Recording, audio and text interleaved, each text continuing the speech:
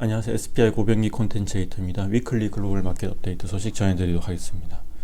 첫 번째 전해드릴 소식은 부동산 자산운용업 키우는 미쓰비시 부동산에 관한 소식인데요.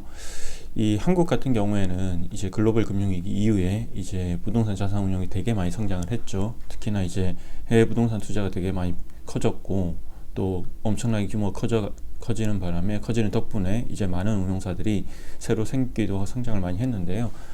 상대적으로 일본은 그동안 이런 이제 해외 부동산 투자, 우리나라 자산운용사들이 하는 그런 투자를 많이 안 했다고 저희가 알고 있는데, 최근 들어서 이제 이쪽 비즈도 많이 키우고 있어요. 이제 대표적인 데가 이제 미쓰비시 부동산인데, 그 미쓰비시 부동산이 사실 최근에 이제 이 부동산 자산운용업을 앞으로 되게 크게 키우겠다 이런 얘기를 많이 하고 있는데, 최근에 일본 현지 언론에서 보도된 내용을 보면 2030년까지 자산운용 규모 AUM을 2배로 늘리겠다. 지금 한 5조엔 정도 되는데 10조엔 정도 규모로 늘리겠다. 이렇게 얘기를 했고요.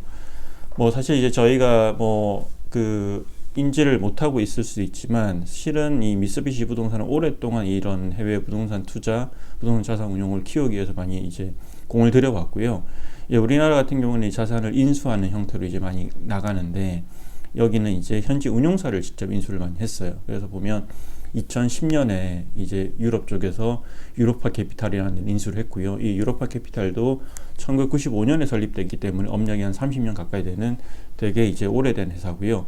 그리고 2015년에는 또 미국의 TA 리얼티를 인수했는데, 이 TA 리얼티라는 것도 되게 상당히 오래된 회사입니다. 그리고 실제로 이제 2020년도에 보면 일본에서 이제 그런 보도가 있었어요. 이제 일본계 부동산 자산운용사가 처음으로 이제 미국의 오픈엔드 펀드 이제 인덱스에 포함됐다, 이런 보도가 있었는데, 그러니까 정확한 내용을 보면 이제 TLT가 만든 펀드가 이제 그 오픈엔드 펀드 인덱스에 포함이 된 거였어요. 뭐 어쨌든 이제 미쓰비시 부동산 회사이기 때문에 뭐 그 보도는 맞죠. 그런 식으로 이제 확장을 하고 있고, 아시아 태평양 지역에서도 2019년에 CLSA 리얼 에스테이트라고 이 플랫폼을 인수해서 이 부동산 자산 운용을 많이 키우고 있고요.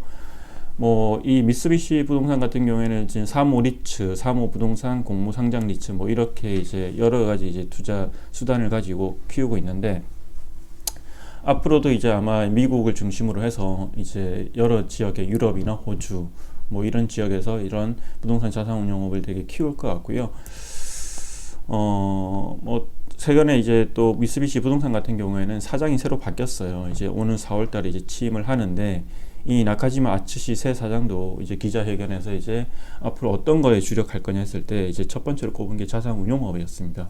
그리고 이제 일본의 연기금들도 뭐 한 5, 6년 정도 해외 부동산 투자를 시작했죠. 대표적으로 이 GPIF라고 있는데, 여기서는 이제 2017년부터 이제 해외 부동산 투자를 하기 시작했고, 이런 일본 내 기관 투자자들도 해외 부동산 투자를 하고 있기 때문에 이런 일본의 부동산 회사들이 해외 쪽으로 이제 자산운용을 키우는데 좀 탄력을 받을 수 있는 그런 계기가 될 것 같고요.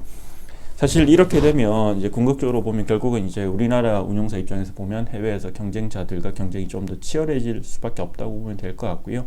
지금 최근에 이제 우리나라 운용사들도 해외 부동산 투자를 이제 많이 바꾸고 있어요. 기존의 어떤 10년, 15년 동안 해왔던 방식들이 있는데, 뭐 그 방식을 통해서도 잘 성장을 했고 이렇게 영향을 키웠지만, 또 그 방식이 가진 어떤 한계와 어떤 이제 해결해야 될 문제들이 지적되고 있기 때문에 많이 바꾸고 있고, 향후에 이제 글로벌 시장에서 어떤 이런 우리나라 운용사들이 일본 회사들과도 진검승부를 약간 펼칠 수 있을 것 같습니다. 네, 고맙습니다.